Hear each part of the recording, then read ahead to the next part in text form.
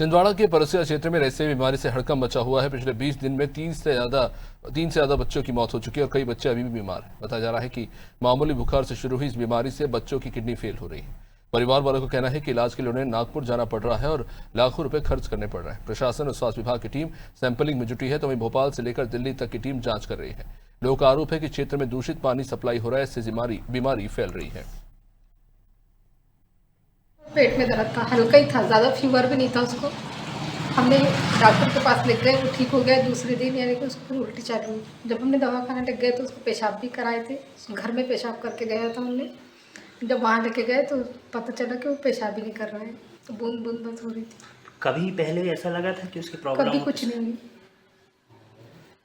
कभी आने की कोई बीमारी नहीं, कुछ भी नहीं, और ना कभी 100 के ऊपर बुखार भी नहीं आया उसको। वर्तमान में जो वक्त चल रहा है इसको सर्दी काल का वक्त कहते हैं, जिसमें कि बरसात और ठंड का टाइम आना शुरू होता है। इस दौरान में आर्द्रता और टेम्परेचर इतना अनुकूल होता है कि कीटाणु, विषाणु, फंगस और जितने भी जीव जंतु बहुत तेज़ी से पनपते हैं। जब ये वायरस का लोड ज़्यादा हो जाता है, वायरल इन्फेक्शन का लोड ज़्यादा हो जाता है, जिसमें अभी फ्लू जैसा असर दिख रहा है।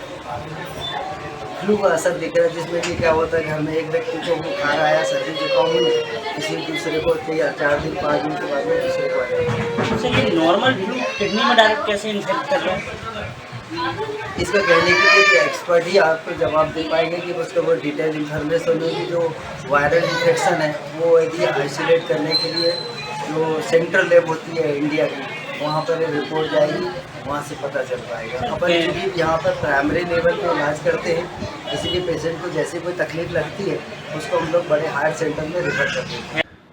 जो किडनी और उसके लिए जो आप लोग बात करें, लगातार इसमें प्रशासन सतर्क है। हमारे एसडीएम परासिया, बीएमओज और उनकी पूरी टीम, सीएमएचओ और उनकी पूरी टीम उन गांवों का विजिट कर चुकी है जहां पर इस तरह के इंसिडेंट रिपोर्टेड हुए हैं। नागपुर में जो बच्चे एडमिट थे उनके साथ जो इंसेफ्लाइटिस एंड सम ऐसे वायरस का एक संदेह पैदा किया गया, तो आईसीएमआर की टीम जो दिल्ली से आने वाली उसकी 2 बार वीसी हो चुकी है। उनकी टीम आकर के सैंपलिंग करेगी जो बचे हुए लोग हैं।